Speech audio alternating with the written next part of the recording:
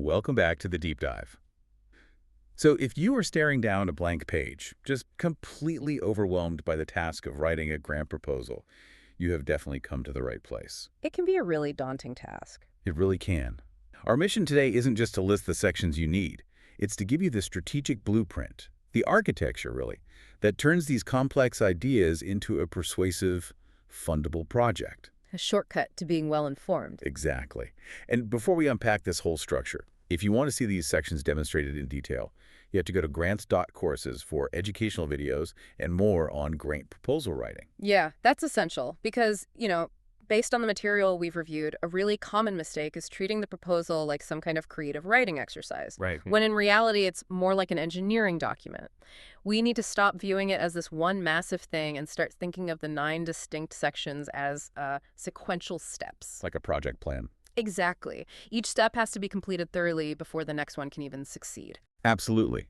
And when a proposal is logically structured that way, it dramatically improves clarity and completeness for the reviewer, which is, the ultimate goal. It's everything. So today, we're not just listing those 9 sections. We're going to give you the specific content requirements and the strategic insights you need to make your case compelling. Okay, so let's jump right in. The elevator pitch, the executive summary. The very top. Right at the top. And it is, without a doubt, the single most important component for grabbing the funder's attention. And here's the immediate kind of strategic paradox, isn't it? Yeah. Even though the summary is placed first, it has to be the very last thing you write. The last thing. If you try to write it first, you just risk scoping a project that the details in the other sections can't even support. Precisely. You need the final budget, you need the finalized goals, the established outcomes. Yeah. You need all of that before you can accurately summarize the project. That makes sense. Think of it this way. Reviewers often scan this section twice. Once, really quickly, to decide if the proposal is even worth a deeper read. And then again at the end. And again at the end, just to confirm their understanding. Wow. That puts immense pressure on that half-page limit. If it's really only half a page, what are the absolute mandatory things that cannot be missed? It has to be crisp. I mean, 1 page is the absolute maximum, but yeah, half a page is the golden rule. Okay. The checklist is short, but it's critical. You have to distill the problem, you have to outline the solution, state the specific dollar amount you're requesting, and clearly define the expected impact. And a quick tip on that dollar figure. Don't bury the lead. Get that dollar figure in early. It immediately frames the whole conversation. Okay, so once they're hooked, the reviewer needs to know who they're investing in. That brings us to the organizational history and mission. Right. And this section can't just be an About Us page you plucked from your website, can it? Oh, no, it really shouldn't be. This is your credibility section. You are explaining your mission, your history, your values, yes, but strategically you are using this space to demonstrate capacity. Capacity, that's the key word there. We know that if the people running the project have a history of successful, similar work, that it shoots credibility way up. It does. But how do you integrate that past work without just listing a bunch of achievements? It's all about explicit connection. Don't just list past successes like, we hosted 2 successful food drives last year. Right, that's just a fact. It's just a fact. Instead, you show how that past logistical capability, securing donations, managing volunteers, complying with regulations, how that directly prepares you to manage the complexity of this new grant. You have to show the funder that the risk of failure is low because your team has done this before. So you're connecting your past capacity to their present goals. Oh, that makes perfect sense. It's a risk mitigation strategy wrapped up in a history lesson. Okay, so we've established the who. Now we move into the urgency of what problem you're solving, and that's the need statement. Yes, and this section defines the scope, the urgency of the issue. You must describe the problem in the clearest possible language. But here's a major insight. A common pitfall is confusing organizational need with community need. Oh, that's huge. Can you elaborate on that distinction a little bit? Absolutely. So organizational need is saying, we need funding because our computer system is outdated. Right, help us. Help us. Community need is saying the lack of accessible digital literacy resources in this district is preventing 60% of job seekers from applying online, and our upgraded system will address that. Funders want to solve community problems. Not your internal operational problems. Exactly. Not unless those deficits are directly impeding community impact. That just elevates the whole section from a simple plea to a really persuasive argument. And to make that argument stick, We need data, right? You have to have statistics and other proof points here. Exactly. A great story is the vehicle, but hard data is the fuel. And try to use local statistics whenever you can, Why local? because data specific to the zip code or the county you serve, it establishes the sheer magnitude and importance of the issue right there. A national statistic shows the general issue, sure, but local data shows you have an intimate understanding of this community you intend to help. Right. So once the problem is defined, it's substantiated with data, we pivot to this solution, the project description. This section has to clearly explain how the project is the logical response to every single pain point you just detailed. It's the critical bridge, and it demands specificity. I mean, you have to state the overarching goals, the measurable objectives, the specific activities, the beneficiaries, the expected outcomes.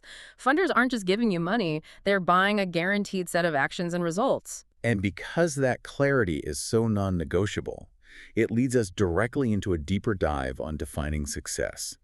Specifically, the difference between goals and objectives. This is where we shift from sort of the vision to the actionable steps. Goals are your general definitions of success. They're high level, often inspirational, like reduce homelessness in the downtown corridor. Okay, so that's the big picture. But objectives are the steps that make that goal real. Precisely. Objectives must be specific, measurable, achievable, relevant, and time-bound, the classic SMART criteria. Right. So if the goal is reducing homelessness, an objective might be, by the end of the 12-month funding cycle, move 30 individuals from temporary shelters into permanent supportive housing. So it has a number and a deadline. A number and a deadline. I remember the source material mentioned using a logic model approach here.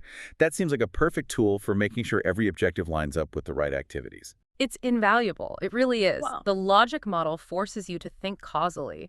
You define your inputs, your resources like staff time, materials which lead to activities, what you do, which generate outputs, what you count, and ultimately those lead to outcomes, the change you seek.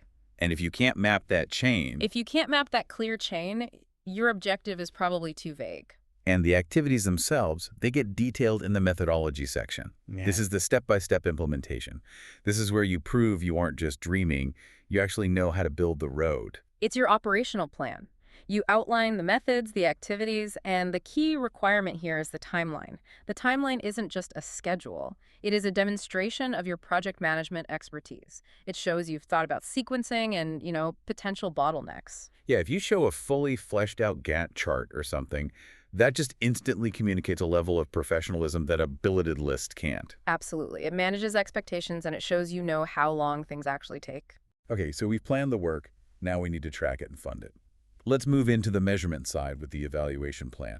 This often feels really overwhelming to new grant writers. It is, but it's so critical. You've promised these outcomes, and the evaluation plan explains how success will be tracked and verified. We need to move beyond simple output metrics, like counting how many workshops were held. We need to get to the true outcome metrics. That's it. So what's an example of an outcome metric that really demonstrates meaningful change? So instead of saying, we held 10 job training sessions, which is an output, the outcome metric would be something like, 65% of participants who completed the training secured full-time employment within 4 months. So it measures the lasting impact. The lasting impact on the beneficiary, exactly. And you must describe the methods you'll use, surveys, pre- and post-testing, focus groups, and explain who will conduct the evaluation to prove its objectivity. That clarity is just. Oh, it's essential for accountability, but also for future learning, right?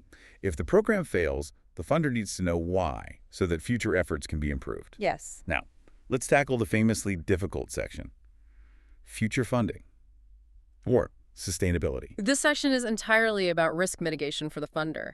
If they give you $100,000 for a 1-year program, they don't want all that good work to just crash and burn on day 366. And this is often the toughest challenge, especially for new initiatives. It forces the organization to think way past that initial injection of cash. It does. So if the grace period is short, say 12 months, how can you convincingly prove long-term sustainability for a program that really needs, 3 to 5 years to take root? You need a strategic sustainability plan, not just, hoping for the best. You have to address 3 specific questions. 1, will the project become self-sustaining through earned revenue, like user fees? Yeah. 2, will you secure diversified funding from other grants or sponsors or donors? And 3, Will the organization absorb the successful project into its own core budget? So you're guaranteeing its existence no matter what. Exactly. Providing a tiered plan. What happens in year 2, year 3, even if you're only applying for year 1 money, it shows real foresight. That shows you see this grant as seed money, not a lifeline. Okay, finally, we wrap up with the mandatory budget and financial section. Reviewers are meticulous here. Meticulous is the right word. This section requires 2 components: the itemized chart of expected expenses and sources, and the corresponding narrative budget. So the chart is pretty straightforward. It's a ledger of costs. But the narrative budget, that's where the real persuasion happens, isn't it? Oh, absolutely. The narrative lets you explain and justify every single cost. This is where you address potential reviewer questions proactively. So, for example, if you list $10,000 for administrative overhead, Which always looks suspicious. it can, yeah. But the narrative explains what that covers. Is it payroll, utilities, insurance, and why that percentage is reasonable for the activities you've proposed? And I remember a strategic move often recommended is to calculate the cost per beneficiary. Why is showing that number so powerful in a budget narrative? Because it's the metric of efficiency. Mm. If you say you'll serve 500 people and your total request is $100,000, that's a cost of $200 per beneficiary. And if a competing proposal has a much higher cost for a similar service. Your proposal immediately looks more efficient and more responsible with their funds. The goal of the entire financial section is to show the project isn't just essential, but also financially realistic, lean, and sustainable. This has been a true deep dive into the blueprint. I mean, we've moved from the initial hook of the executive summary all the way through the financial justification of the budget. It's a journey. It is, and by adopting this structure, by injecting that strategic depth into each of these 9 sections, you're delivering a readable, persuasive document that gives reviewers everything they need to say yes. And while this 9-section structure is the gold standard, we have to emphasize, you must always, always tailor your proposal to the funder's specific format, their requests, their word counts. Oh, that's so important. A fantastic proposal that ignores the funder's instructions is automatically disqualified. Right. Structure is the framework, but optimization to the specific RFP is critical to success. If the underlying project design is strong and you communicate it using this framework, you're just maximizing your chances. That's the core takeaway. For me, what stands out as the ultimate strategic hurdle in all of this is still that future funding section. It's just a moment of profound vulnerability for any new project. It really is. So how can an organization proactively and convincingly prove sustainability for a new long-term program when the current funding only covers 1 year?